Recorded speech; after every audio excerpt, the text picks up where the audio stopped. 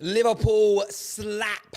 Liverpool destroy. Liverpool humble Arsenal at Anfield 4-0. And if it wasn't for the heroics again of Ramsdale between the sticks, it could have been much, much worse tonight. Liverpool fans flying high this weekend. Trent Alexander-Arnold on absolute fire. Every time Reece James drops a performance, he responds. Mo Salah with another goal. Mane looking absolutely scintillating. The midfield dominating. The defence looking strong tonight. Arsenal, on the other hand, did they come to Anfield a little bit too overconfident? Was there a little bit too much chat around the corner having been turned? Did Arsenal fans, did you get that performance that demonstrated competitiveness that you were all looking for? We want to hear from you tonight, live on the Football Terrace, of course, sponsored by our friends at Boohoo. If you go across to Boohoo, there is 30% off of all of their current menswear over there. I'm going to post the link for you in just a moment's time and talk to you a bit more about that later on the show. Of course, we're going to go into your live comments as well this evening. We want to know what you're all thinking, what you're all feeling, what's going through your minds and all that jazz. We will keep you up to date as well with the Ole Gunnar Solskjaer news. I have been told, everyone's pretty much been told by now. It looks as though he has been sacked and said goodbye to his staff. We will keep you posted in relation to that. I was told about an hour ago that he is left by mutual consent. A colleague of mine told me this. Was actually in the presence of him. He told me that Ollie has gone by mutual consent. Hasn't been officially announced, but we'll keep you abreast of all that information as well. I was going to move my laptop a little bit. It's a little too close to me. I can't see it. The link, by the way, for Boohoo, I've posted into the live comment section as well. So if you guys want to go and get yourself 30% discount, go and get that done. I'm joined by some brilliant people tonight in the studio as well. Lies is in the house with me. How you doing, bro? I'm so happy. More than you believe. More than you believe, I'm happy. I'm so happy right now. Yeah, brilliant night. Even as a Man United fan, you're happy? Oh, that's exactly why I'm happy right now, Terry. I'm ecstatic right now, but we'll keep it current. Liverpool, Arsenal, just watch that game. Brilliant game of football. And yeah. Stop it. Can't wait to talk about it. Yeah, no, listen, we will. And we will delve into that in a little bit more detail as well. Remember, the Football Terrace secret football phrase is still up for grabs. £100 cash, a PlayStation 5, Cristiano Ronaldo's football boots, like not his actual ones, a replica pair, and a limited edition Boohoo Man hoodie. This is a slick, oversized hoodie. You'll get one of these limited edition. All of that, all you've got to do is super chat in and guess what the secret phrase is. If we hit 1,000 likes on this stream, I will give another clue, and it'll be a massive one as well. So all that to give away and much, much more on the Football Terrace. We're taking some calls as well. I'm also joined tonight by resident Gooner. Igal's with me. How you doing, mate? You already know how I'm doing, man. My team got pammed again by Liverpool at Anfield. It just keeps happening every single year. It's been, I thought mathematics, eventually you'd have to break the duck, but now it's what, 10 years of this just going on. Like, we haven't beaten them since 2002, and it doesn't seem like it's not going to happen until next year. And also, statistically, I didn't know this. I think Sky put it up. I'm just reading it again now to make sure I get it right. Yeah. No team in the Premier League history is lost by 4 goals or more than Arsenal. You've got more than defeats of 4 goals or more by Liverpool at Anfield than any other team in the Premier League. And the question I've got for you, first of all, and we'll go on to it in a minute. I want to listen to what some of the viewers are saying. And Arsenal fans, I need to ask you, did you get that competitive performance that was almost the icing on top of the cherry on top of the icing on top of the cake to suggest that the corner had been turned? Or is there still a long way to go? Is it a case of, oh, we're still pushing for top 4, so we're okay? I want to know what you're thinking and feeling. Liverpool fans, what a response to the West Ham defeat. You must be absolutely over the moon with that. I want to go to some super chats that have come through here. I don't like to miss these super chats. People pay their hard-earned cash to have us read them out. Grey Wolf Dinner says here, Fabinho put in a secret masterclass tonight. My man of the match is the phrase, the refs are conspiring against us. That isn't the phrase, but thank you very much for that guess. Nav says, as said last night, Arsenal are a poor man's Crawley Town against big teams. Oh, we're back. Where is what Nav's got to say. Aaron with his member super chat says, after the West Ham game, this is exactly what I expected. I predicted 3-0. Proper response from the squad. Defense looked much better, and it did. And I think that's the thing for me as a Gooner that I would be most disappointed with tonight. is that most teams in the last 11, 12 games against Liverpool have landed gloves. Most teams have put a dent in Liverpool, and Arsenal did nothing tonight. There wasn't a moment in that game where you felt like Arsenal were going to capitalise, beat Van Dijk, they had 5 shots on goal, 3 on target, but there was never a moment where you thought, could something happen? And we know that because the gal was doing a watch along in the other room, and we didn't hear, oh my God, for a chance for Arsenal the whole game. So I would be very disappointed as a Gooner tonight. Very disappointed that there was a huge lack of competitiveness. The mistake from Tavares was terrible. The only Arsenal player that walks away with a shred of credibility tonight is Ramsdale. Again, 3 or 4 saves that he shouldn't even be making. Majestic from Ramsdale tonight. Otherwise, it's a 6, 7, 8-0 defeat, Gooners. So we are going to share the link. We've got Dylan, we've got Souls, Ram, Tom Little, Curran, all backstage that will be coming on soon to give us their thoughts and feelings. But the first bit of the show is always about you. Your super chats, what you think and what you feel. It's really, really important to us to know. SS here says, I'll put his comment up. It says, phrase 49-49 undefeated, playing football the Arsenal way. It isn't, but thank you very much for guessing. The young players' the young players' inexperience really showed in the second half. Not many teams stand up to Liverpool. All about the Arsenal bounce back and learn from this is what Ewan's got to think. And Gal, is that the big thing here? Is this how do you think Arteta is going to bounce back from this? We're going to look at the next game and we're going to say to ourselves, we've seen the mistakes that we made defensively. We've seen the errors that we made attacking wise, and we're going to try to go into that next game. Yeah, I'm not exactly sure if we play Newcastle. If I'm mistaken, I don't remember exactly who we play next. But it doesn't matter who we play next. We need to focus on fixing our creativity going forward, because we're not creating enough chances. We're not actually doing anything. We're not cutting any edges. We're not going to score goals if we don't at least get into that final third and cause people to make mistakes and pressure them. Because today, it seemed like from the opening minute, we were not pressing them as hard as we were in the last couple of games. And when we are in the final third, we always lack that extra pass, that extra moment. It seems like they're trying to walk it into the back of the net. And the one goal that got disallowed was offside, and they did try to walk it into the back of the net. So it's like, why are we doing that? Let's just do what we were doing before, take shots, get opportunities. We need individuals to take the game by the scruff of the neck and be like, you know what, I'm going to go and I'm going to score no matter what. But guess what? It's almost like everything is scripted. Everything is laid out on a piece of paper, and it's almost like it's a tactical drill each time. You don't have to do that. Sometimes you need to think outside the box and take it upon yourself to score that goal or make that chance. And we're not doing that. That's what's frustrating. I mean, do you think that's a player issue, or is that the way they're coached and trained and told to do things? I think that is part of both. One, the player needs to know when it's his moment and when he needs to take a player on one-on-one. I don't think there was anybody who got taken on one-on-one this whole entire game. Every single moment was scripted passes. Yes, you can say that's the manager, but it's also on the player. So I would say it's a little bit of both. Arteta needs to find out what we're doing with our game plan to try to get more chances created, more opportunities throughout the games, because we have not created enough chances. Even though we were winning these past couple of games, I was always concerned about our lack of creativity. And if we go up against teams with low blocks, we get more opportunities to create chances. But when we go up against a team like Liverpool, look at that. 19 attempts to our 5. 9 shots on target to our 3. That's embarrassing. I look at the expected goals, 0.31 to 3.41. That just shows that it wasn't like... Sometimes a result can almost tell half the story, and that, a team was really good, but they didn't get anything out of that. That right there proves to you that, look, this is as one-sided a result as you can really get.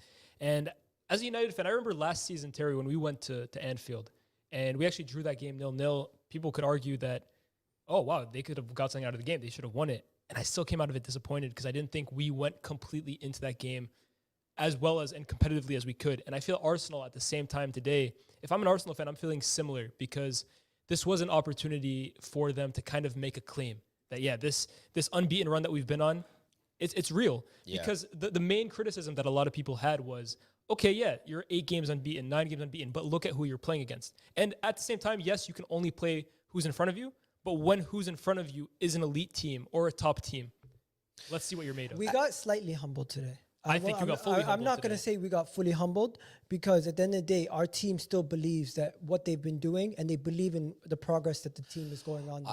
Today, Arteta and the players are going to look at this. They're going to say, you know what? Get back to the drawing board. Liverpool's a better team than us. We already know that.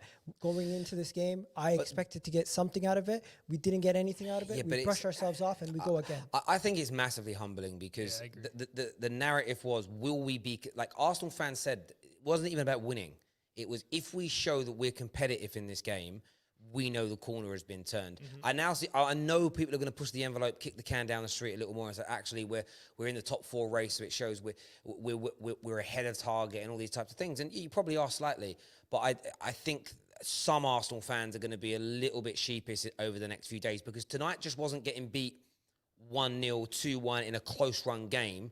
This was getting absolutely manhandled, and the only position in your team that stood up today and performed to the level that you've all been talking about was Ramsdale. Without him, and you have him, so he put in a great performance, but your midfield and defense was ripped apart to a point today where you could have conceded 6, 7, maybe even 8 goals. And I think that for me is a humbling feeling. Not to say that you shouldn't be happy with the progression this year. Again, don't throw the baby out with the bathwater.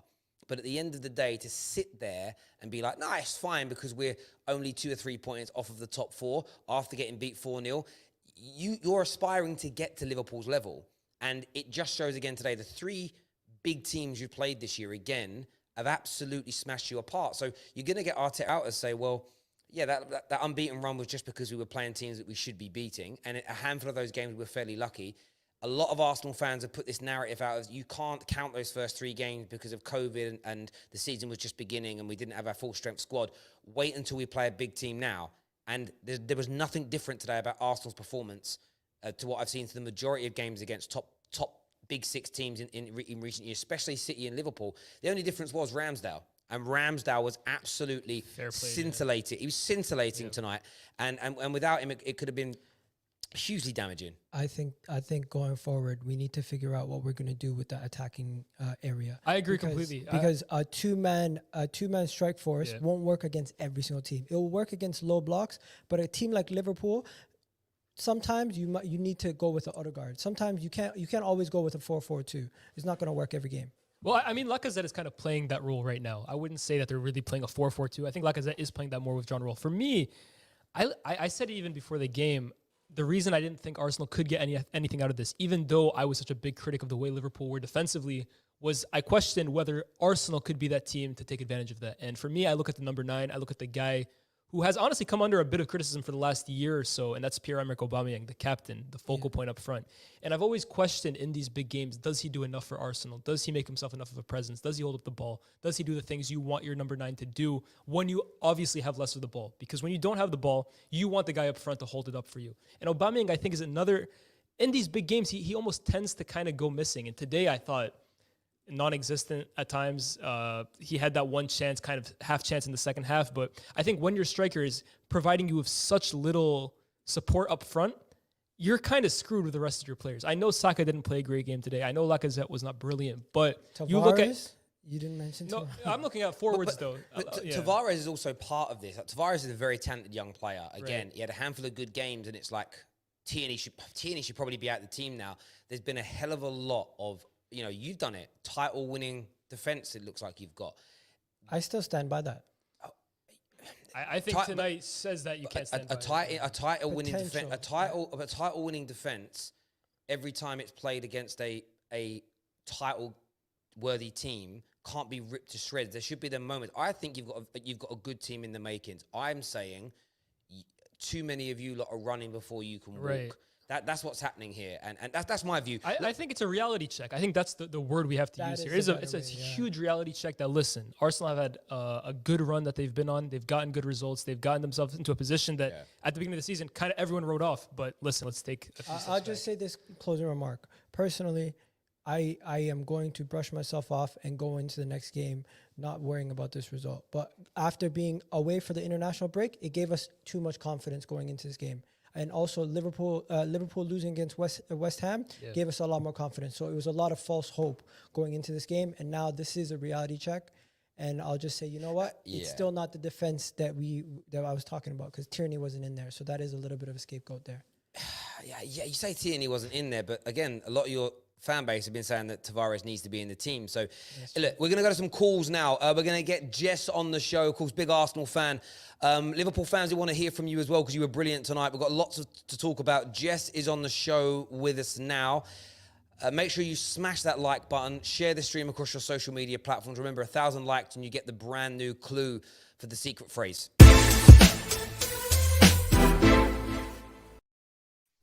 Hey, Jess, welcome back to the show. How are you? I'm good. How are you? Yeah, you're good. You're smiling after yeah, well, okay, good. I mean, I'm glad you're good. I'm glad you're good. But give me your take on the performance tonight and the result for Arsenal.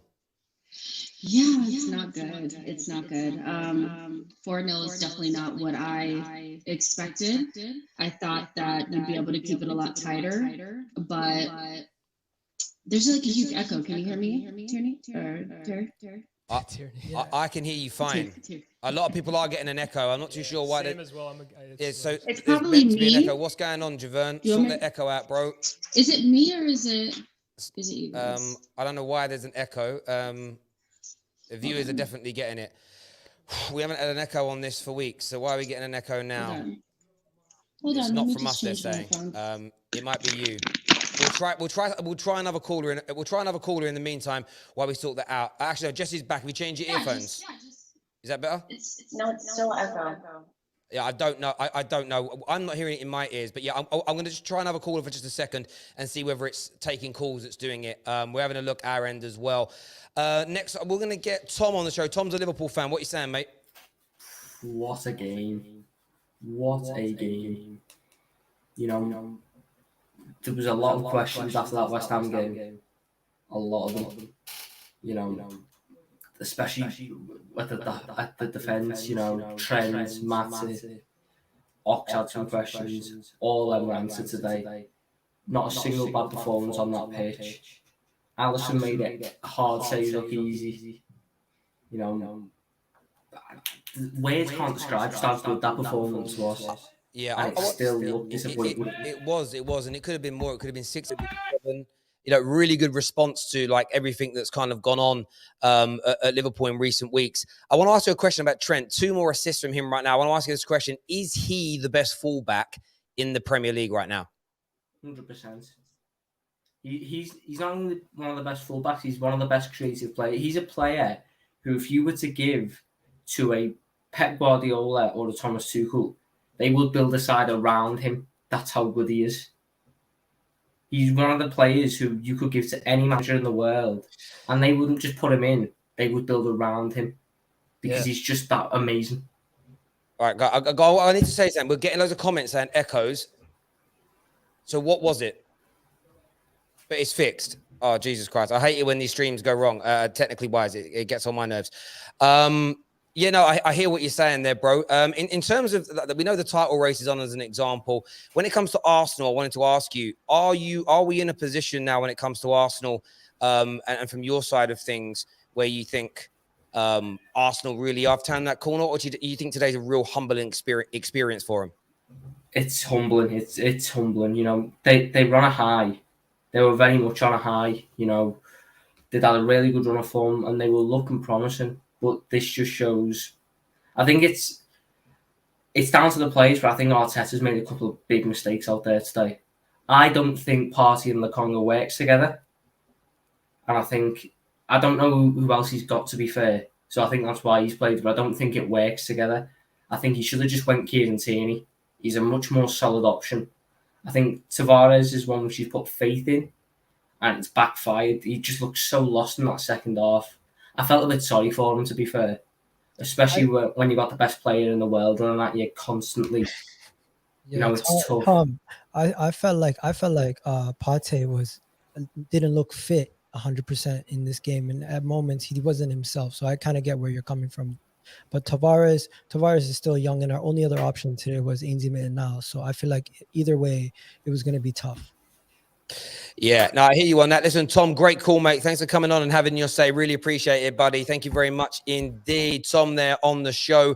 We're going to try and get Jess back on now. I think that Javern's fixed the problem. It must have been something our end, to be fair, if Javern's fixed it. Jess, hello. Hey.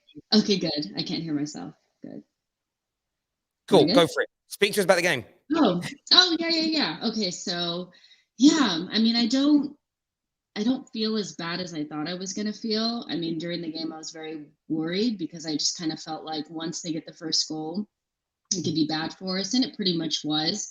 I think the one thing that I want to say about what Arteta did wrong was Tierney should have played in this game. There's so many people that were out there saying that Tavares is the new left back and la la la la. He should have played today if he was 100% fit. Tavares is still very young. That doesn't mean he's not good, but he doesn't have the experience. And on the pitch, we just didn't have the right characters in terms of experience that we needed to be able to be competitive in this game.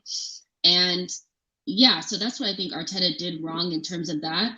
I do think there's still questions around Arteta in terms of what he can do with an attack. We never really have an outlet when we play against teams like this.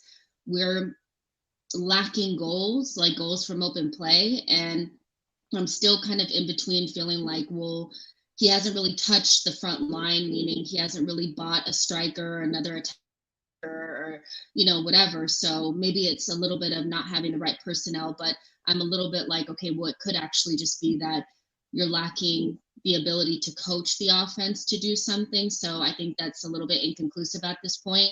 But for me, I'm not going to like overreact to this because I said this on our show, Terry, earlier, that I personally feel like if we were to get battered, which we did, the most important thing is to kind of see what happens against Newcastle and how we bounce back.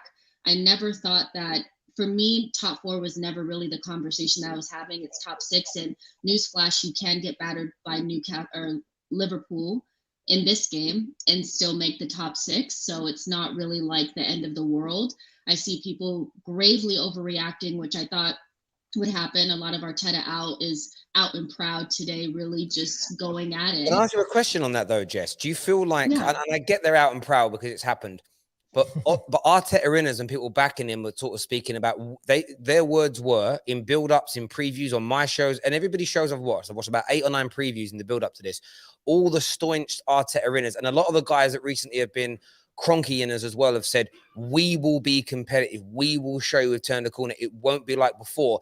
Today, if you take out that, if you just remove for one moment that unbeaten run, today was like the majority of your games against big quality teams. So why should they not be out loud and proud? Because from their point of view, those improvements for the standards they have for Arsenal, until you're competitive and winning more of these types of games, nothing else really matters. It does kind of matter because before you had said that nothing has really changed. Well, the difference is that we had a bunch of 22, 23-year-olds out there. That's the difference. Before, when we were getting battered by Liverpool and Man City and stuff, those were Mustafi, Mesut Ozil, Socrates. Those are the players that were getting killed. You have to give this team an opportunity to get some experience. You only get that experience by getting battered. So for me, I'm not going to sit there and act like this team is not young and paint them with the same brush as the experienced players that were getting battered before them. Because those players would have lost to Crystal Palace. Those players would not have been able to keep a draw against Brighton. So I'm not going to sit here and act like nothing has changed. We have different players now, and they're way younger. But we're still at the point now where it's like, I think people can kind of come to an in-between point where maybe we're not quite in the top 4 race, which is what I've kind of been saying this entire time. In order to make top 4 for me, you have to be able to pinch some of the points off of these teams because it's way more competitive than it was when Arsene was the manager. But we're still in the top 6 race, and that's probably about where we are. And you can get battered by Liverpool and still make that. So that's kind of where I sit with that. I'm not going to overreact. Now, if we go into Newcastle and we don't perform, it's emergency. We should be able to beat Newcastle. Jess, I got a question for you. I completely agree with everything you've said so far. I think that the point about Arsenal being a young team, a lot of 22-year-olds, a lot of 23-year-olds, is valid. But that being said, these are the games where you do need the few experienced players you have to really show up. And again, I started off the show talking about Aubameyang, but not just him, Lacazette, Thomas Partey. I mean, I think even Ben White, I think, should be considering himself. He's been in this league long enough to know better. Do they need to kind of cover themselves in more glory than they did today? Well, yeah. I mean, I think this is the thing. It's like people were rushing to try to push in the top four, and this is where I was a little bit like, slow down, because you're going to hurt these younger players that need time. I don't even think if you sit back and watch I really don't think White and Gabriel were the issue, but we're still needing to have like 2 new midfielders. We definitely need a couple of strikers, or at least a striker and another attacker. We're a couple of windows away and some experience and patience away from this team being anywhere near where people are trying to push us into, because we're just sitting there because it's early on in the season. So yeah. I've said that Aubameyang is kind of somebody that we need to move on from. That's pretty obvious at this point. Lacazette is somebody we need to move on from. Yeah, so I get a lot of what you're saying. I think for me, look, they're young and everything else, but this is what I've been saying for weeks. They are young.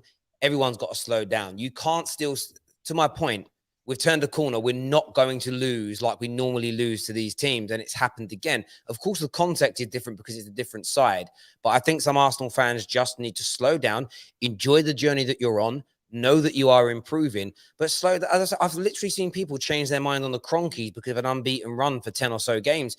It's delusion. It's absolute.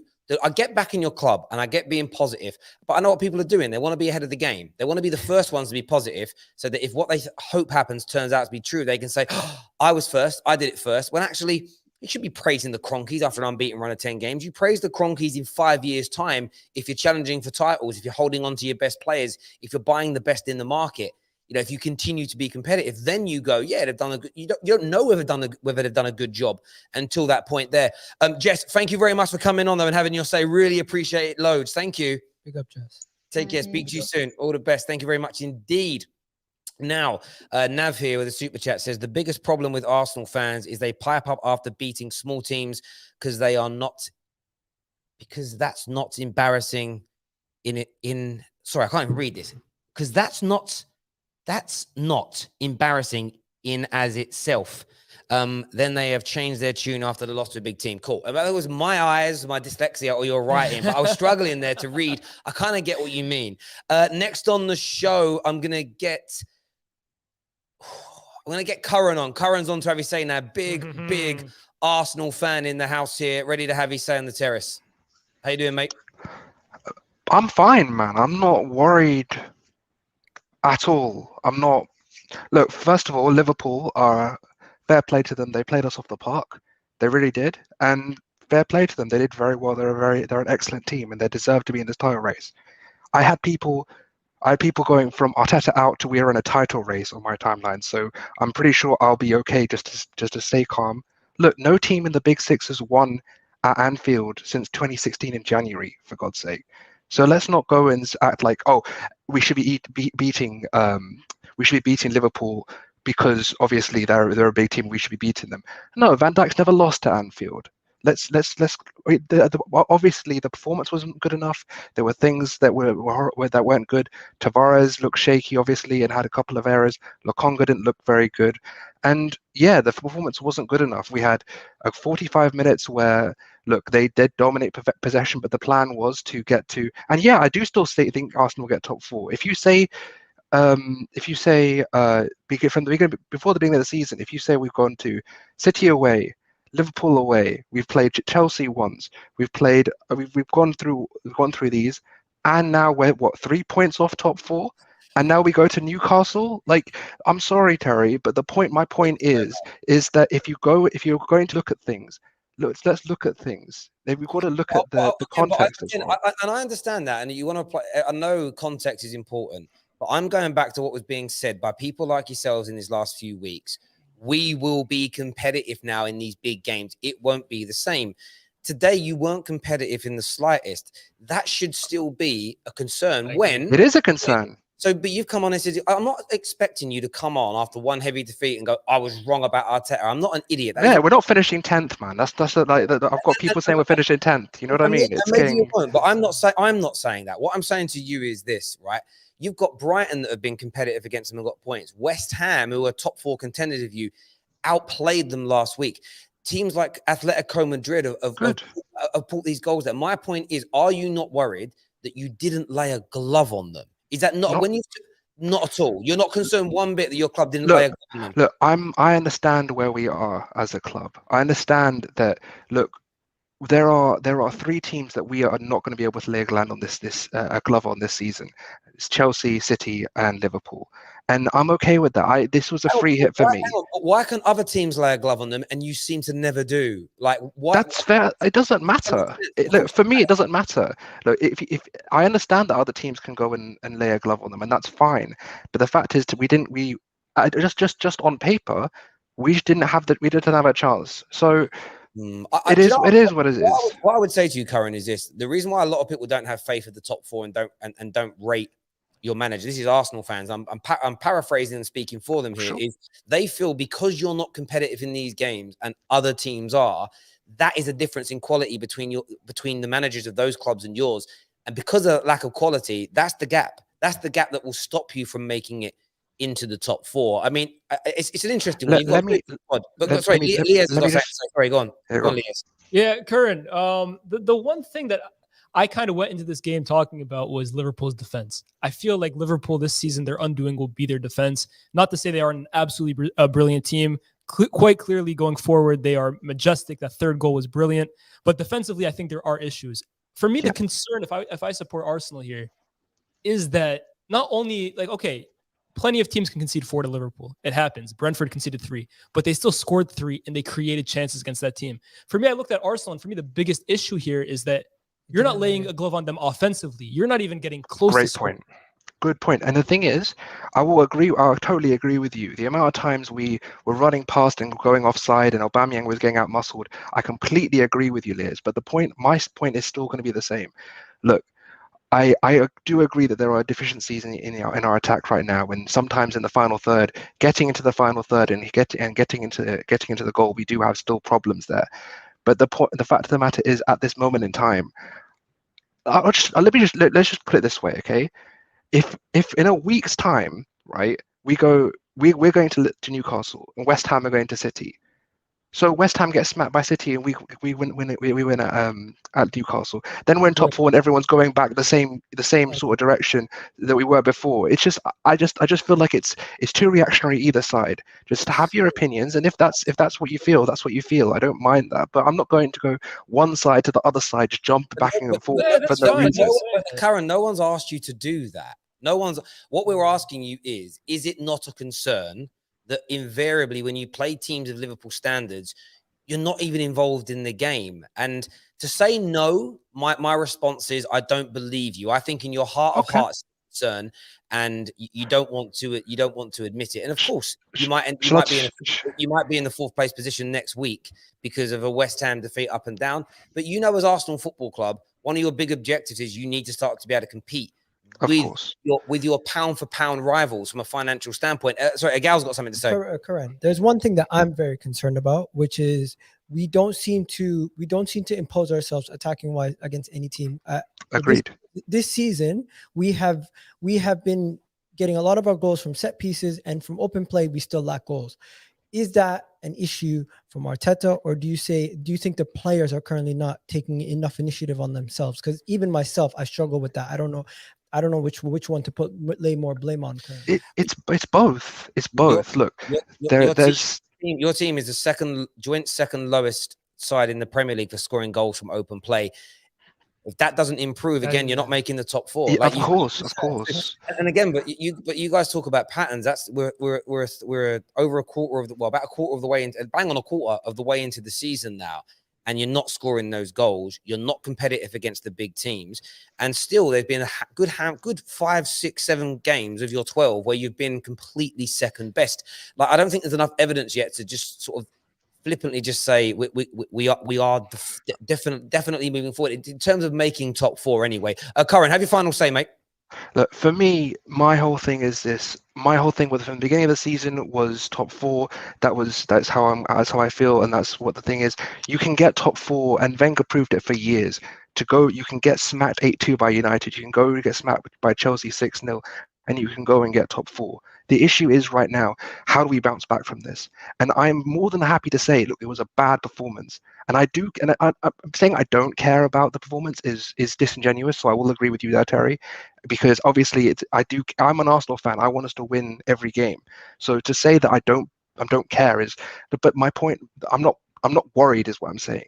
My point is that I'm not worried. My point is going forward, we need to progress and look at Newcastle now. Newcastle look, we have to bounce back from this, and this inexperienced side needs to prove that they can stand up and be counted, and that's all I've got to say. I hear you on that, Curran, mate. Great call. Thanks for coming on and having your say, buddy. Really appreciate it, my friend. No problem, mate. Thank you. Viewers, keep them super chats coming in. We're on just nearly 500 likes. We hit the 1,000. I'm going to give you the clue for the Football Terrace secret phrase. We've got Gunner Souls, Gooner Express. We've got Dylan still to come on as well. We are going to have a debate live on the air as well, though, about Trent Alexander-Arnold, Cancelo, and Reece James. We're going to go through that and get your opinions. We are going to talk a bit more about Arsenal and where they are as well. We've kind of done that already, really. So we don't need to go over that old ground again. We're going to get Ram on next. I want to speak to a Liverpool fan about that performance today as well. Smash the like and share button, my friends. Let's do this. Ram is here with us now. What you saying, mate? Yeah, I'm not too bad. It was a pretty decent performance. I think overall the second half was amazing from Liverpool. The press was incredible. Trent, incredible. Mo Salah, incredible. I think quite a lot of players can hold their heads up high. They played really well, especially Fabinho. Fabinho was world class. Like this is one of the reasons why people say he's one of the best lone sixes in the world, because he does stuff like this on the pitch, and that's the most important thing. But yeah, just hearing about all this stuff from Arsenal fans, I'm a little bit shocked because they got ripped apart by us, and I don't even think we played at our scintillating best.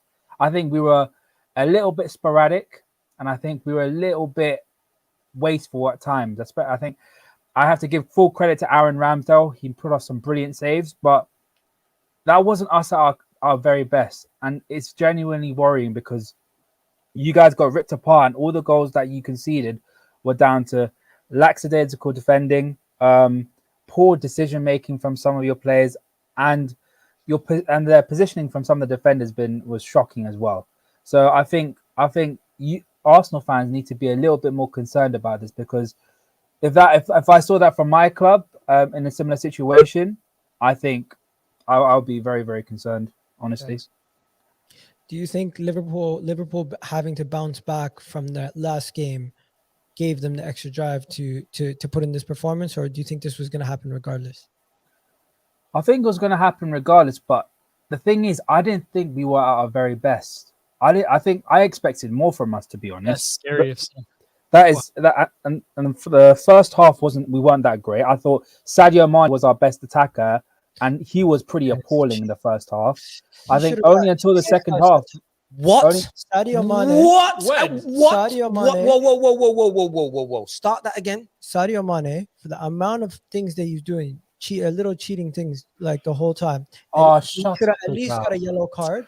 He should have at least got a yellow card, because personally, I'm not going to be yelling referees. Bro. I'm not going to be yelling referees, but Sadio Mane, first half, what he was getting away with was completely diabolical. Wait, Terry, can I quickly come back on that, please? Can I One second. But at least he should have been. But what things? What things? Like every time he gets touched, he's diving, he's tripping over his feet, pushing people, little dumb things like that. He's getting away with it. Miguel, I can't lie. I feel like this is the difference between Arsenal and most of these big teams. That's the nastiness that you want your forwards to show. That Salah is the same way. I think even in the first half, they were saying he was culpable for that.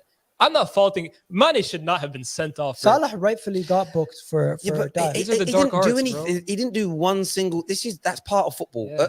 At that level of sport, whatever you're in, boxing, Formula One. I know you don't like Formula One, but Formula One, football. But you have to cut these corners. You have to do these little things to give yourself an edge. And this is one thing I'd say about Arsenal that you've had a problem with now for 15 years. Too nice. As soon as people rough you up a little bit, you guys go into your shells. You as a football club on that field of play too often are cowards. So to say Mane needs to be sent off, and I'm a Man United fan, and I never want to like back Liverpool, but I have to back Liverpool here as a Man United fan. You there, my friend, are clutching beyond, honestly, bruv. Clutch. Go on, Ram. Say what you want to say. It's just like he's talking about Mane being this nasty and just diving all over the place, where he has Lacazette who starts screaming around after being touched with a feather. Yeah. So again, I don't know what you're talking about, because all this stuff is just absolute nonsense. And everything that you're saying about the nastiness and everything, that's the problem with Arsenal fans, is trying to paper over the cracks. You got absolutely destroyed by a Liverpool team that didn't even play at their best, and you're trying to say something like, "Oh, Mane should have got sent off," this and that. And I think that's the problem with this Arsenal fan base. It's a culture thing. 100%. It's a culture thing. Absolutely. Next time we play each other at the Emirates, I guarantee you that it will not be the same result. Oh, really? How can you guarantee? How can you say that? How can you say that? You can't even keep a straight face. You can't even keep a straight face when you're saying that, right? You can't keep a straight face when you say that. And do you know why? And put me back on camera, please, J1. And that's the problem. I'm going to address. This is what I'm saying to the Arsenal fans. This is what I heard all week ahead of this game. You then lose this game embarrassingly, and you're like, "Oh, we're not concerned. This was never the game where we had to win." You guys, it's like you're in a little group, like a little cult, and it's almost. I actually believe there is a group chat. It's an echo chamber. No, there is a chat out there. There's a group of Arsenal fans out there right now in a big group, and what they're literally doing on a day-to-day basis is creating the rhetoric around what the narrative and the rhetoric around what to say and do. And it was always right. We're going to big this game up. And if it goes wrong, we're just going to say, but in the grand scheme of things, we're fine. If you lose to Newcastle, there'll be another way of kicking the can down the street. We are one game away from another crisis. If we lose to Newcastle, I'm telling you, full out. So how are you telling a Liverpool fan next time we play you, the result's going to be different? But when it comes to that time, we don't know where we're going to be. But I'm just saying, hopefully, when it comes to all these things, we do get it sorted out quicker than it is. Hopefully, and this mentality thing, the mentality thing, I genuinely do believe we have turned the corner. We do have different players. The players do have the grit and the grind. Oh my God, you're gonna play this. Please play it, man. I'll tell you why. I'll tell you why that's incorrect. Today you saw Mikel Arteta and Jurgen Klopp go head to head, and I love that. No, Get in his face. I love that too. But as your players, you should see that and want to back your manager up on the pitch. And you see what happened. You They went cowered. You went head to head. Arteta gave it Billy Big Balls, and then you folded, bro. Back him up. That's a problem. Have you ever seen those videos where a man, like in the pub, like someone says something to his missus, he squares up to the geezer, and then he gets hit and he folds over backwards? Facts. That was you guys tonight, bro. Weak, no jaw. 100%. Ram, thanks for coming on, mate, and having your say. Appreciate it, bro. Top man, thank you. Gunner Souls is on the show next. Make sure we're nearly on 1,000 likes, people. We're literally 70 likes away, and you get the new. I know some of you are not even super chatting until the next clue comes. Let's get it past 1,000 likes. The next clue's coming. £100, a PS5, a limited edition Boo-Hoo hoodie, and a pair of Cristiano Ronaldo's football boots if you super chat the secret phrase. Plus, get it pinned to the live comment section of the show tonight and in the description, 30% off of all Boohoo menswear. Every single product you can imagine. We've got our own special link to give you that offer. So if you don't do it now, do it at the end of the show. Go across, get yourself some Christmas presents ordered. Some nice clobber for the Christmas and festive season as well. It's the first year that we're properly opened up again, isn't it? So you're going to have a good time. 30% off everything, even their brand new range. So go and get that checked out right about now, ladies and gentlemen. But Gunner Souls is on the show. We've just gone past 1,000 likes.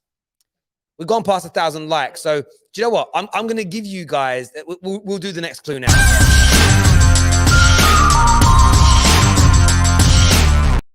So the first clue was it's connected to Arsenal.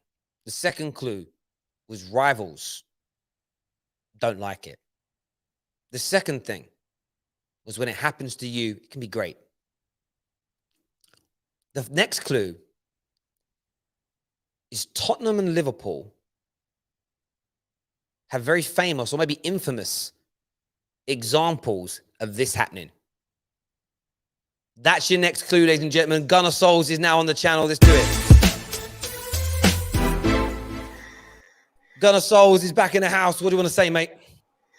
It doesn't change anything. I think, yes, we were hopeful that we would get a competitive performance. I think a result was very sort of ambitious from Arsenal fans. And I think, look, we went on a 10-game unbeaten run. There's all reasons to be happy. We've been through misery, for ages now. And I think what's happened in this game is, for me, more questions are answered than unanswered. And I think we know we're a midfield, a striker, an attacker away from really competing again. And I've said this before and I got slaughtered for it. Don't play Partey and Lokonga together. They're not quite ready to be a partnership yet. Partey didn't look ready for the game completely. And I think that was another mistake. And Tavares is just recency bias from the fan base. And I think we made mistakes as a fan base, getting too happy with certain players as well. They are young. They're going to make mistakes. But I think we need to back this. And I think there is something happening here. This doesn't change that. And I think when we look at the club and what they're targeting in terms of, we're looking at midfield targets, we're looking at attackers. So we're looking at the right things to improve this team. And I think there's all reasons to be positive.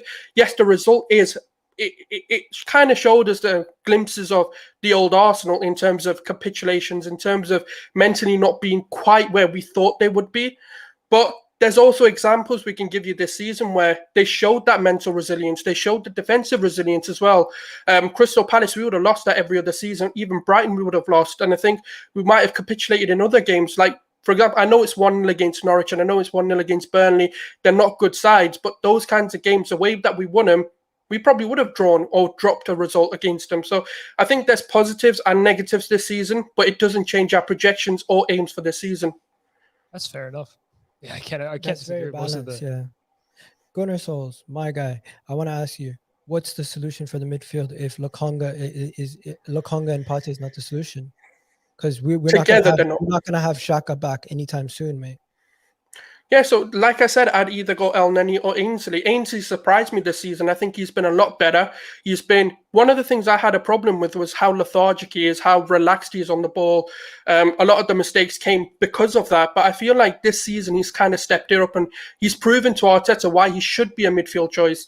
And I think traditionally, the way that we've beaten bigger sides, I know maybe we played them at a time where the season was over for them, like when we beat Liverpool last season at home 2-1. Okay. A lot of that came from us dropping into left back. We knew Trent and Salah were going to be an issue. So why didn't we double team them? Why did we rely on ESR to come back and defend rather than someone who can actually do that role and drop into that left back role and support Tavares, or maybe even give him an option to pass to? And I think there have been mistakes from both ends, but I think that would have been a better solution. Or El Neni, who at the Bridge last season, at Old Trafford, both teams we beat with an El Neni partnership. So are you like me and everybody else, and you're just saying this is a blip, we move on, we lost to a better team, and if we beat Newcastle, we're back. This is going to sound mad. It's the best thing to happen to Arsenal because it's a game we were meant to lose. But I want to know how we respond to this loss. You lost me, brother. No. Let me finish then. Let me finish. No. Why I'm saying that is this. It's a game we weren't expecting to win coming into the season. Are we in agreement with that as a fan base? We didn't expect to go Anfield and beat them, yeah? Yeah. So we were going to lose that anyway. So now we've got this 10-game unbeaten run. We've played Liverpool, or we've had a loss, yeah? We've had a result we didn't expect. We were wanting to be a bit more competitive. Let's see now, are we actually where we want to be? Can we bounce back from a result like this and show that same level of mental resiliency against Newcastle, against, I think, is it United after Newcastle I think we've got? Okay, but can we show that? What if we do the same thing that we did against Norwich and we get a squeaky 1-0 goal, 1-0 win? I can answer that question. What I think, and Gunnar, listen, me and Gunnar, so I got a lot of respect for you, bro. You and Curran and George and Igal's halfway there. You guys are part of a cult club. I know you're in a group chat and you. I said top 6. I'm not in that cult. But you guys are in a cult. I know there's a group chat that you man all sit in. I 100% know. George is the leader. I'm going to say that. George is the leader, and he comes out with a narrative. I feel like Curran is his second in command. By the way, 2 of the most intelligent men I've ever had the pleasure of speaking to, and they're pushing out these narratives. Whatever happens against Newcastle, the can gets kicked. If it's the negative outcome, like a squeaky, like poor win or a last-minute equalizer, there'll be no room to panic. The can is going to continue to be kicked for at least the next 3 to 4. The only way it does it, the way it will stop and end, is if you end up finishing 9th or 10th, and then still there'll be an excuse or a reason given. For me, listen, bro, I'm only having a bit of a laugh and a joke. That's what football's all about. But I look at it this way. Today it absolutely should be a concern for you because, and it should be something that, you don't suddenly go, oh, Ted's got to go. I'm not saying you've got to say that after a defeat like this. Again, I think that social media has pushed things into this really flip-flop. One day you're in, next day you're out, then you're in, then you're out. No one's asking for that. Yeah. To play a team like Liverpool and to not lay a glove on them, to not be competitive, should always be a concern because that is going to hurt your psyche. I understand your point. If you bounce back from this against Newcastle, look great and win 3-0, brilliant. But how likely is that to happen? You've had 2 performances this season where you've looked scintillating. One of them was Leicester, and with all due respect, Leicester at the moment look awful. That isn't to take away from you. That isn't to take away from you at all. But like Man United beat Spurs when they were the worst team in the Premier League. It wasn't like we were all going, wow, how great are we? Like we beat a really bad Spurs team as an example. I would just say for a lot of Gooners, be positive about the things moving forward. But things need to be looked at today because I still think we can beat Liverpool and then lose to Newcastle. It's the same scenario. No, but the point is that's what's been happening. This is about the sustainability of performances. This is about the sustainability of performances. And of your 12 games, you've had 3 good performances. That isn't enough, in my opinion, to start writing a thesis on as to why you're making the top 4 and why you're back. But we're top 6 though. You guys sound like United fans last season when we were going on that Fugazi title run and we were beating all these small teams. But then the minute we went to Anfield, we couldn't get it done. The minute we went to Stamford Bridge, we couldn't get it done. The minute we went to the Emirates, we couldn't get it done. And just like that, our goals were completely out the window. At the end of the day, there's differences between 3 points. Some performances are statement performances. And today, that was a naive performance. I think that's the one word that no one at this table has said. It was naive. Arteta, for me, putting Tavares against the best player on the planet right now, naive. No, but you can't. I think defensively it was fine. It was just the passing that Tavares was doing that was wrong. Goals today. But defensively, you were an absolute mess. You were ripped apart from pillar to post. We were good for the first half. Yeah, but the game is 2 halves. No, you weren't. How are you good? How are you good? The first half, defensively, we were really solid. Were you? Yeah, we were really solid. You conceded. Hang on. We conceded from a set piece. You conceded. Yes. You conceded. That's still not being great. You conceded 11 of the 19 attempts on goal. We heard you scream, "Oh my God, Ramsdale!" like 5 times. One sec, bro. Sorry. You conceded 11 of your 19 attempts against you in the first half. And just as Leah said there, sorry to cut in on you, my friend. That's all good. We heard you screaming. Ramsdale made those mad double saves. The point blank shot save from Mo Salah. You were absolutely pillaged. It was Ramsdale being in world class form at the moment is the only reason you didn't drop 6, 7, 8 today. Today was probably your worst performance of the season. It was not the worst performance. There was something called Man City, but at the end of the day, it was a bad performance. I'll tell you that. But when it comes down to it, I felt like defensively we were resolute and we were solid and we were focused and as a team we were defending well. Ramsdale, yes, he was saving us, but individuals made mistakes that led to those goals in the second half, and that's when we but those mistakes happen because of that press, bro. They recovered the ball a record time for this season. I think it was 8 times in your final third. But that's a midfield issue, not a defense. It's all defensively. It's not about the your back defense was trying to play out from the back, and you were getting caught in possession. That's a defensive issue. That's another. You know, Ben White and Gabriel got sent for a pint of milk about 3 or 4 times today. And you've been good this year. I'm just saying I would have some concerns. I wouldn't be screaming Arteta out, but I'd be having some concerns today. Souls, listen, mate, really real pleasure speaking to you again, brother. Take care, mate. Speak to you again soon. Thank you. There's been lots of guesses for the secret phrase. I've been putting them on the screen. Nobody has got it right as of yet. I just want to give you a quick update in relation to Ole Gunnar Solskjaer. Nothing has been officially announced as of now, but Ole Gunnar Solskjaer has essentially been sacked. He will be removed as the Manchester United manager. Every single journalist is talking about it. He will be gone. And I have to tell you, I've never been beaten so badly in my life, but then in the same evening, I've been in a good mood. And I mean it with respect. We don't know who's going to come in. The future could look really bleak. But you know what? For a very short period of time, we haven't got him. And I'm hoping for a little bit. And this is how I know. Like, Javern's one of the most honest people you could ever meet in your life, right? He's a big Chelsea fan. And I know people are fearful of Man United getting a new manager because he's just, please don't get a new one before the Chelsea game. And I want to ask a gal this question from an Arsenal standpoint. If Man United have a new manager for the Arsenal game, are you concerned? I thought we were going to win that game if Oli was in charge, but now probably get a point.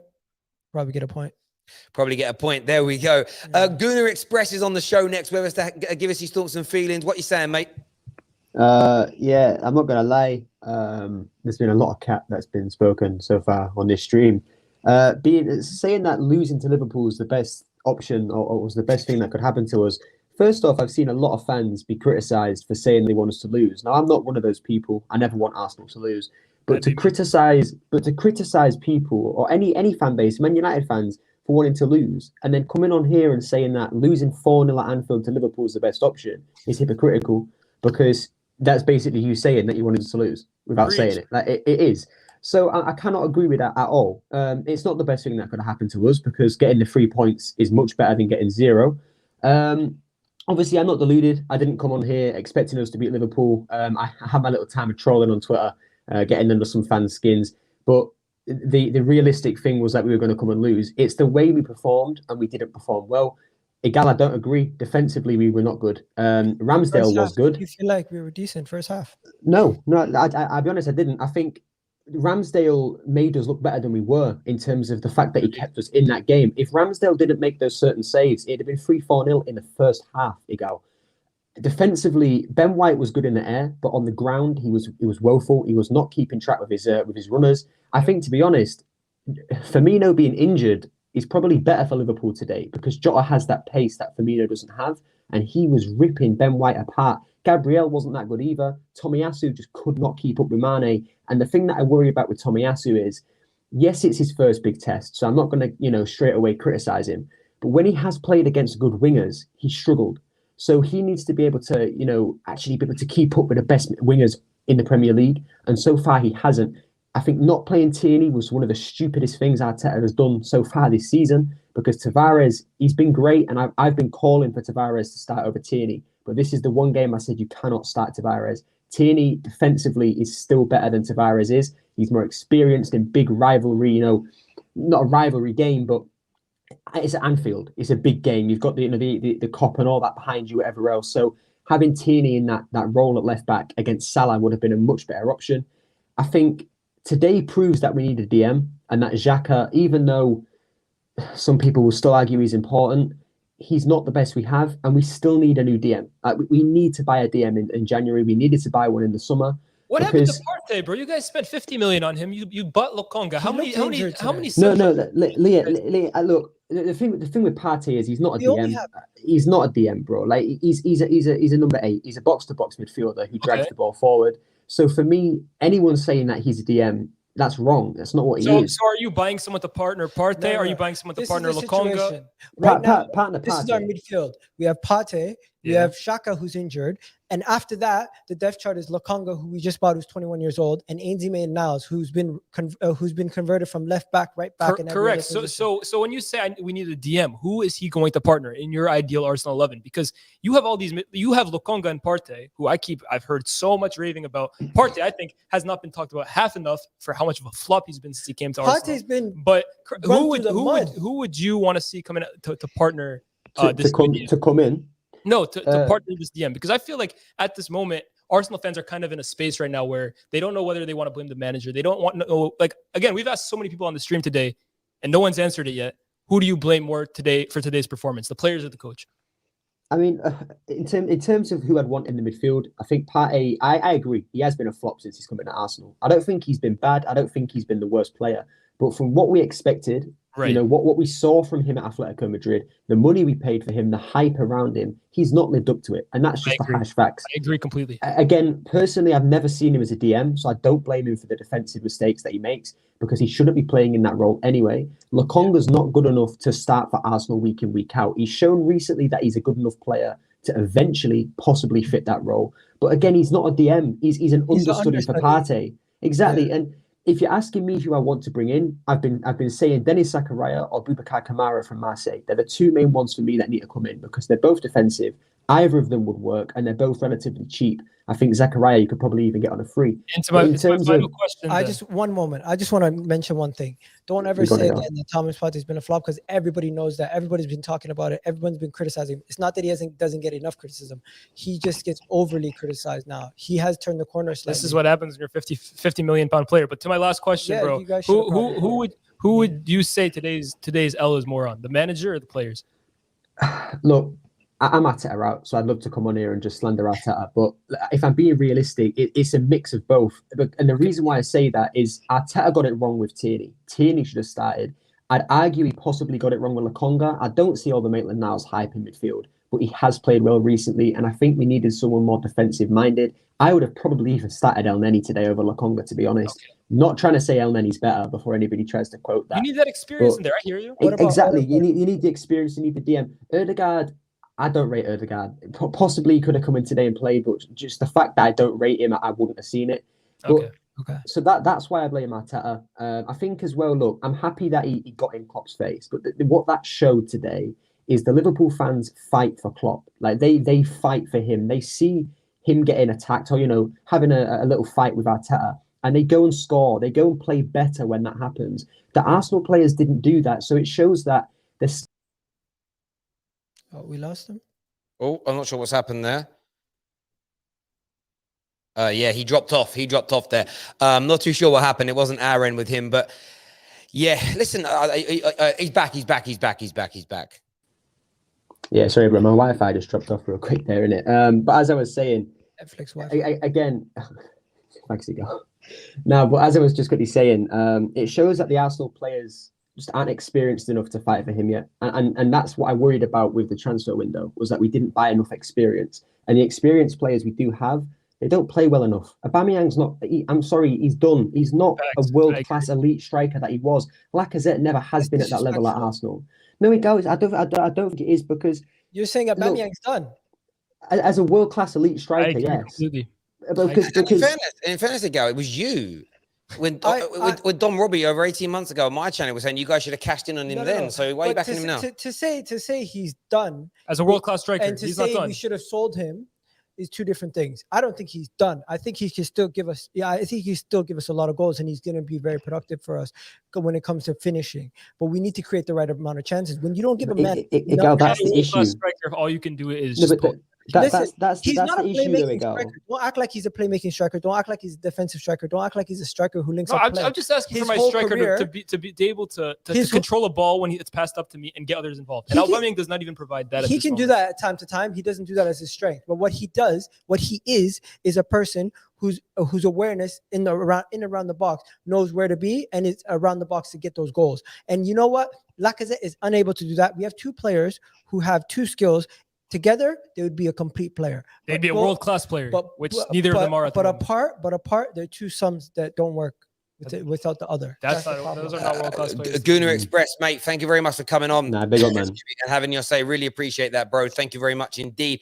Lots of good attempts at the secret phrase. None were quite there yet. Remember, we are sponsored today by Boohoo Man. 30% discount off of all of their men's clothing range. Link in the description or in the live chat. Right now, so go and take advantage of it. None of your guesses for the secret phrase have been right so far, but keep it coming. Phantom goal, good attempt, but no. I want to give it a try myself. Well, you got to pay, mate. My viewers are paying there. You got to pay to enter. You got to pay to enter. It's one of them ones there. I wanted to ask, boys. I know a lot of people speak about this though. Right now, and viewers, I want your take on this too. I know what this is going to be. Who is the best fullback in the league? Well, I mean, there's three for me, and I think there's an argument that they are the three best fullbacks on the planet at the moment, and that's Trent Alexander-Arnold, that's Reece James, and that's João Cancelo. And I think all three of them have different strengths quite clearly. I think Reece James, if you want to ask who's the most well-rounded, it's him. João Cancelo, if you want to say who's the most, versatile, it's him. I mean, the guy plays midfield, wing, everywhere. But that performance that we just saw from Trent Alexander-Arnold is special, and it's one that we've seen consistently throughout the season. He had his critics in the summer, missed the Euros through injury. People are questioning, can he be a defender? This guy is the primary chance creator from right back for Liverpool, for one of the best teams on the planet. How many right backs ever, let alone at this current moment, can you make that argument for? I don't think there's many, if at all. And if you ask me who's my favorite, Terry, I think João Cancelo is, because I love watching the guy play. But who's the most effective? Who's the best? Who's going down at the end of the day as an all-timer right back? I think it might be Trent Alexander-Arnold. I really think that what we're seeing week in, week out from this guy is somebody doing something that we've never seen from right back. And I don't think he's the best right back of all time before people jump on me. Danny Alves. For me as well. But I've never seen a right back with this much influence as Trent Alexander-Arnold currently has. I think it's remarkable. So I think out of the three, it's him. Do you know what? Trent's amazing. He is, and I've always praised the guy, especially for what he does technically on the ball going forward. Right. What I like about Reece James is, I think defensively, I think he's so solid. He can play right back, right wing back, and in a three, right center back, but as a right centre back. So defensively, he is proficient for such a young player. Going forward, I got to weigh it up this way. He's the best finisher at Chelsea. Chilwell's second. He is a very good finisher. I mean, we saw it today, but he takes up positions in midfield now. So in terms of what he's doing on the field of play in midfield is amazing, and he's getting better and better. Technically, Trent is better than him. Yeah, Cancelo I think is also better than him technically. Yeah, I think technically they are, but I don't think. What I find interesting is, I don't think he's as far behind them as some people make out. Maybe so if we're talking about technical ability here, Trent Alexander-Arnold is number one. We're talking defensive ability. My personal view is Reece James is better than both of them defensively. I still have concerns over Cancelo in that kind of area. I would agree with that. And I'm nitpicking here. So they're better. They all three are better than nearly every other single fullback defensively in the league. I'm nitpicking between the very best. Yeah. So I think he's superior to them there. Best all-round player. Oh my God, George Groves has put some weight on and he's had a hair transplant. It looks pretty good though, doesn't it? He was completely bald. I don't know what he looked like before. Like this man, George Groves, was completely bald. Looking all right. Anyway, sorry. I digress massively. Wow. I can't wait to get mine. If I look like that, it's gonna be great. Damn, Turkey's calling. Yeah, exactly. But yes, I think from my point of view, Reece James is the more balanced and is the more rounded. And that tells me over the course of time as football re-evolves, because it will re-evolve again, and you may find in a few years teams start setting up in ways that nullify fullbacks being the most influential creators. And we go back to a period where the primary use for our fullbacks is for them to be able to defend well first. And that might then suit Reece James. When it comes to the crossing and the attacking side, I just don't think you can look beyond Trent Alexander-Arnold. He's absolutely amazing. But if I had to pick one to buy, I could have any one of the three right now. Are you including age as well? Because I think age immediately takes out Cancelo. Yeah. If I'm going to buy one, I would buy Reece James. By the way, if Man United got any of them, I'd be excited over the moon. I think if I was going to buy one, I would look to future-proof myself. And I'm talking about I think if we suddenly go back to a period where the fullbacks need to be more defensive, I think Reece James is slightly better than Trent there. Trent definitely better going forward, but we can see from Reece James, you're not going to lose too much. It isn't like the defensive arguments for AWB with him is good versus the offensive argument of Trent. It's late years. You're picking Trent every single day of the week. So my order would be James, Trent, Cancelo. That would be my order. I would have Trent, Cancelo, and you know what? It's so tough. James last.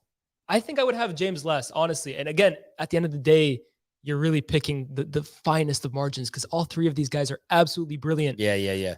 Cancelo, man, I really like him, but I think Trent, what he provides, man, is unbelievable. Unbelievable. Listen, I personally think when you look at the three of them, you see Cancelo, you see Trent, you see Reece James. We're obviously going to look at Reece James and Trent a lot more because they're English, and you guys see them for the national team also.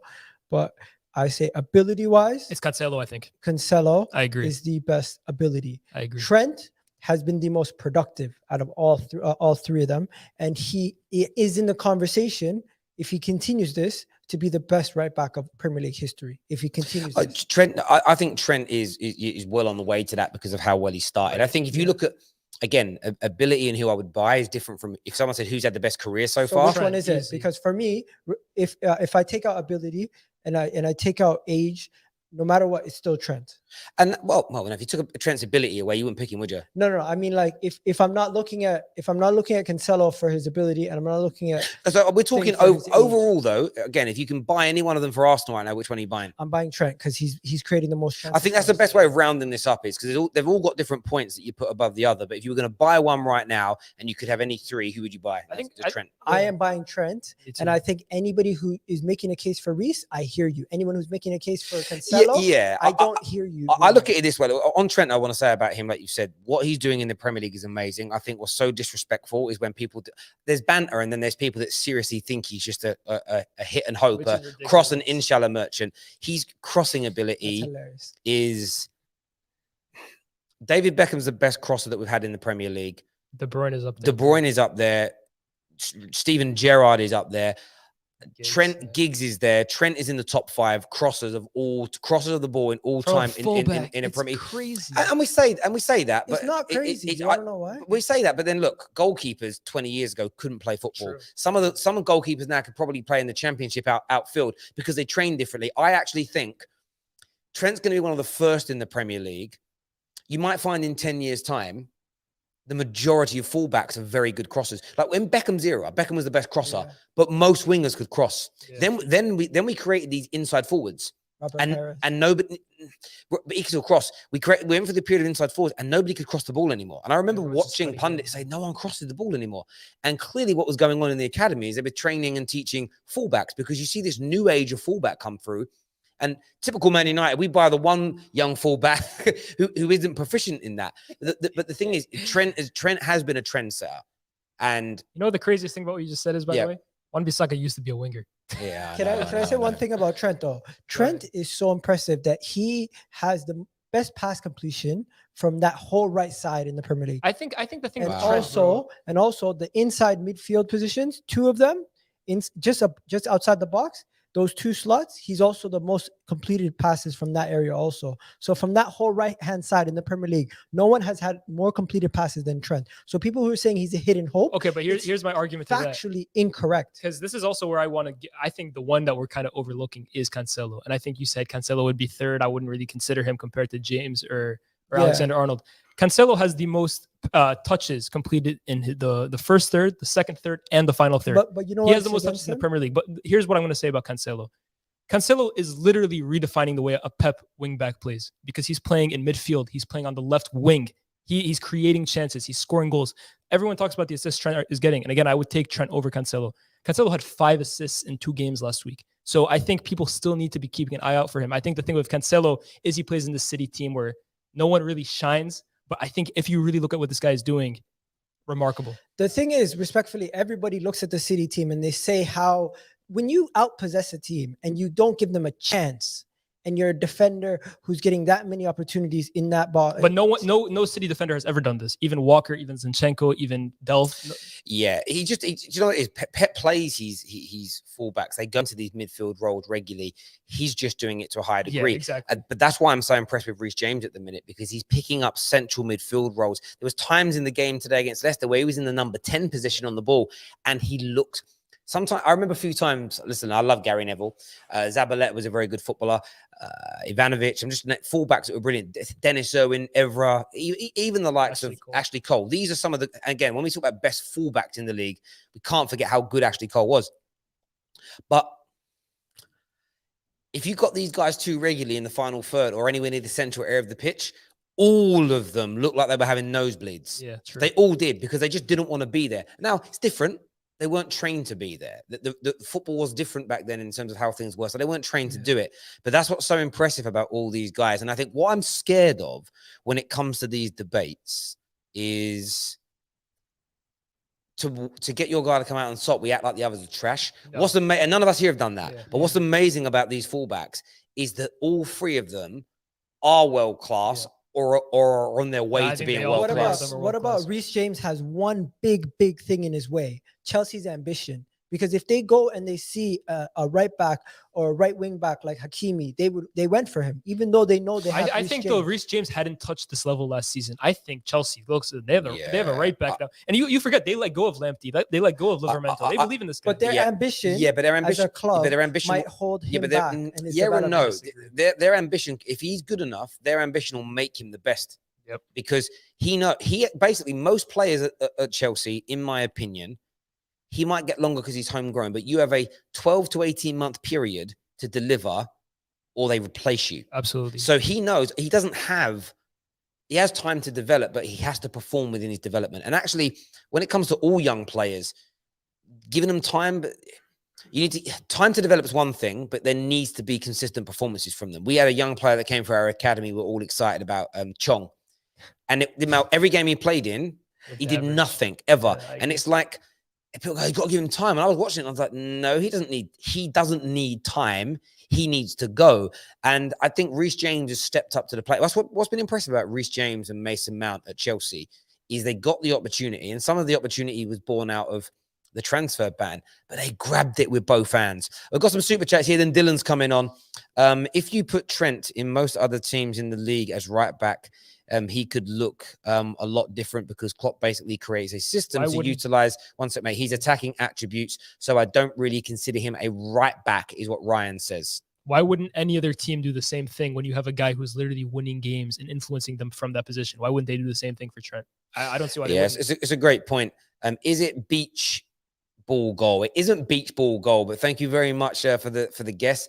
People forget Azpilicueta. He played in multiple positions. Trent first needs to surpass Aspi. And I think this is, again, when it comes to the debate about who the best has been, subjective. No, it isn't, because you set the criteria. And if you set a criteria, then there's no subjectivity. It's you fit the criteria or you don't. I think the ability is the interesting one because people go, on ability, he wins. And I'm like, it's great. What is ability? But ability only takes you so far. For Trent to have a better overall standing in the Prem than Aspi, I think he's got to win some more trophies. He's already won 2 of the big ones. He needs some more trophies. And then he needs that longevity in terms of how long has Aspi been in there? 10 years? I'm guessing 10 years. He joined Chelsea in 2012. So it's nearly 10 years. And he's been pretty much brilliant ever since. Trent's been amazing for 3 or 4 years. I'm not suggesting for a second that Trent or Reece or anybody's going to happen. But if in 18 months Trent starts as a dip and never returns, he won't touch someone who's been at that level for 10 years. Right now, Trent's trajectory, I think he'll clear him. But that's why we talk about Reece and Trent, because his because again, Reece James has the ability to surpass Aspi, but he hasn't surpassed him yet. It's too early in his career to surpass someone who's ended it. Do you know what I mean? Like if you're a fighter and in your first, I don't know, to what weight category in your first 10 fights, you're doing things that no other heavyweight has done before. You can't say he's better than Lennox Lewis and he's better than Muhammad Ali. Well, no, you have to surpass what those guys did. Your trajectory, you might have been. I'll give a football example is Haaland. Haaland's goal scoring record so far puts him on track to beat Ronaldo's. Right. But the problem is to beat Ronaldo's, he needs to maintain this level of goal scoring without any major injuries for 15 years. Only then, it doesn't matter. It doesn't even matter if he goes through the next 3 years in calendar years and actually outscores Ronaldo's totals. If he then dips after that and starts doing 20 calendar year goals for 8 years, and then by the time he's 32, he's playing in America, those opening years do nothing in that debate against Ronaldo at all. Here's my question with that logic, though.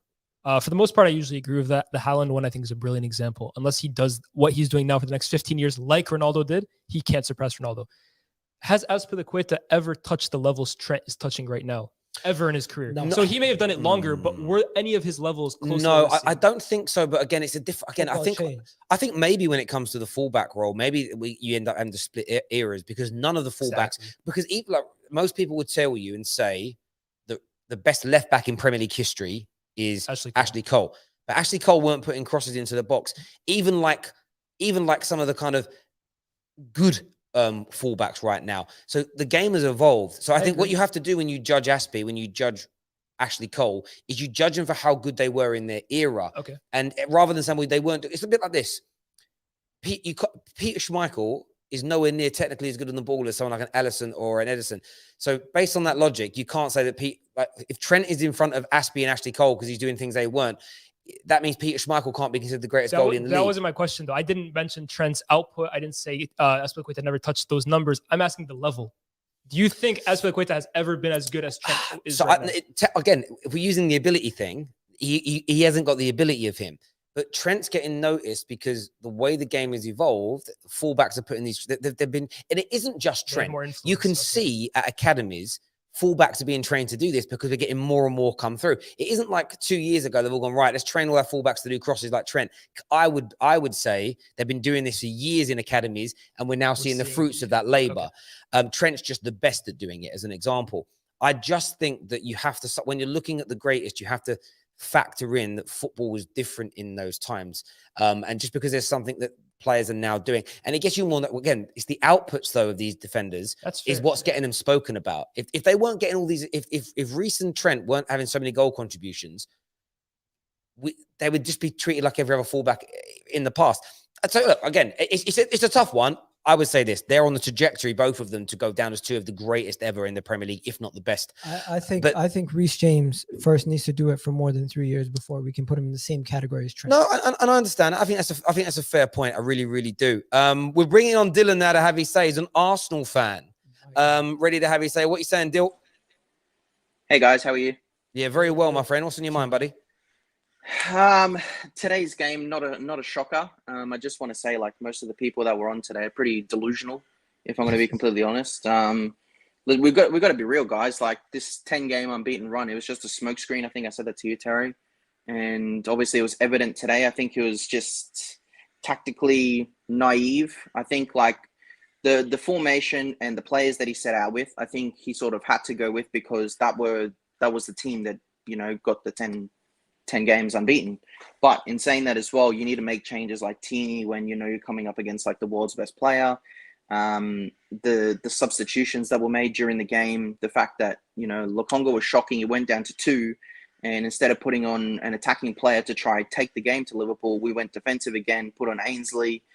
Then we put on El Nini at the end to be even more defensive. We didn't even try put on like a Martinelli or even like a Pepe to try attack, and it's just the same thing over and over again. Like I said, 2 years, 3 good games. I don't know how people are saying that we're going to get top 4. I've said it that we'll be lucky to get 8th again. And can I ask you a question?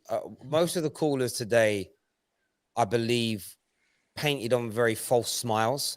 I believe they were pretending to, this is fine. This was expected. Yeah. I feel like people were I'm not expecting people to come on and rant and rave. That isn't what I'm asking for. Why do you think people are pretending like this doesn't matter, that you were just absolutely obliterated by Liverpool? I don't know, hold their facade online, I guess. The ones that are backing Arteta this whole time, probably. I like this guy. No, but seriously, like, what are we doing? Like, it doesn't matter if you're Arteta in, Arteta out, whatever it is. You have to be real. And at the end of the day, we all love Arsenal. We want the best for Arsenal. And at the moment, we're not getting that. We've seen from 2 years that this guy cannot do it. And he's had over 220 million euros to spend in 2 years. And you can't tell me that the likes of Pepe did fantastic before him. Aubameyang was an elite striker before him. Thomas Partey was one of the best midfielders in the world before him. So you can go and tell me it's the manager's fault. If you bring in a Conte into Arsenal right now, he's going to do better and at least challenge us for top 4. This guy ain't getting top 8. Dylan. 7 at best. Is today another game that puts a nail in the coffin for you for Arteta? My nail was in the coffin, bro, like over 12 months ago. You know that. Like, I don't care about stats and stuff. I look at eye test, and I've seen no improvement whatsoever in that team. And I think Arteta arcing up a Klopp was legitimately the worst thing he could have done in that game, because all it did was just arc up Liverpool and they just scored straight away. Yeah. Like, our players had zero fight and just showed enough. We didn't even attack the whole game. I don't think, Dylan, I don't think after the run that we've been on, I think it's counterproductive to look at this game and be like, you know what, there's been no improvement. We have improved slightly. It's just not to the level that we all thought we did. Here's what I will say. Yeah, but you couldn't get any worse. Like, of course it's going to be improvement. I think you're being I think you're maybe going a bit over the top, but I think one thing a lot of Arsenal fans are kind of forgetting when I keep hearing about this process is Arteta. No one says that. No one says process. I disagree. I've seen it a lot. You know why no one says process? I told you, you guys are in a cult, and that's one of the words that's been banned from the narrative. Don't say process. Don't say the word trust. What's the word they use? I don't know. It's trust the process was what people used to say. No one says that. Okay. What are they saying now, though? What are they saying? We cooking. No, it's like. No, it's progression. That's what people say. It's process progression. It's a variation of the same bloody thing. We were saying this off air, but anyways, whatever you want to call it, I think it's still important to notice this, guys. This is Arteta's second and a. He's been here now. This is his second full season. 2.5 years nearly. Yeah, 2.5 years now. When are we allowed to expect them to go to Anfield and put in a resolute performance? Not even to win, but to at least put something out there. And I agree. And I'm not saying throw baby out with the bathwater today. I'm simply stating that all week I watched 7 or 8 previews. The majority of the staunched Arteta inners Some Yeah, you went bang on. dudes on the show. Dudes, is it dudes? His name was here. Dawood. The whole we're gonna slap him and all of that. That's a facade. That was again. I'm not talking about people like him. I'm talking about the people that were like, we will be competitive. We will show you that we've turned a corner. We will do all these things. Right. And you didn't even come close to it. That even means you didn't truly believe it, and you were saying it because, again, it was part of your cult. It was part of what's cool and trendy amongst Arsenal fans right now. And to come on and defend it with, you've got to look at it contextually. We're still in the top 4 race. Yeah, and you've just been humbled and damaged. And it's these types of performances and a lack of creativity from open play that over a 38-game season will see you fall short. Now, for someone like Jess, who's always said top 6 is our target, she's kind of like still, though, she's on point in terms of where she thinks they're going to finish, Right. but you still need to have better performances in these games to know you're moving forward, because the likes of Crystal Palace have been competitive in these games this season. The likes of Brighton have been competitive Brentford. this season. West Ham have been competitive in these games this season. And what I think's wrong is just to go basically say, oh, we always lose to these teams, so it doesn't matter if we get spanked. That's a very weird approach to this for me. And I don't believe them. It's weak mentality. And it's not like you guys are also good enough that, oh, you can just throw away these games and then win every other single game against the other 17 teams in the league. Because it's not going to happen. Like, you guys will drop points here or there. And at the end of the season, if you just throw away these games against Liverpool, throw them away against Chelsea, just toss them out, they don't matter because we were never going to beat them. Listen, you won't finish anywhere. Sorry, guys. I got a super chat from Carl. Carl says, huge disrespect when someone doesn't expect you to do anything. Arsenal are content being disrespected by Chelsea, Liverpool, and Man City. I have seen no real change. And again, I think a lot of Arteta outers have basically said things like, when we start to perform better in these games, then I've changed my mind. I don't think Arteta outers are moving the goalpost every single week, but that's just my view. Dill, listen, thank you very much for coming on, mate, and having your say. I know you waited a long time. Top man. Later, thank you very Dylan. much indeed, bro. Thank you. And look, everyone, again, everyone who super chatted in and come on the show today, a massive thank you to each and every single one of you. Liaz, thank you as well. Igal, thank you, my brother. Javern over there on the technological stuff. Thank you very much indeed. Big shout out to Boohoo Man for sponsoring today. We are giving away some of this stuff as part of the big prize pool as well, but go check out their website now. Go and buy yourself some clothes, 30% off. Use my link in the description below to go and get that done as well. But until next time, take care of yourselves. Goodbye. God bless. And we'll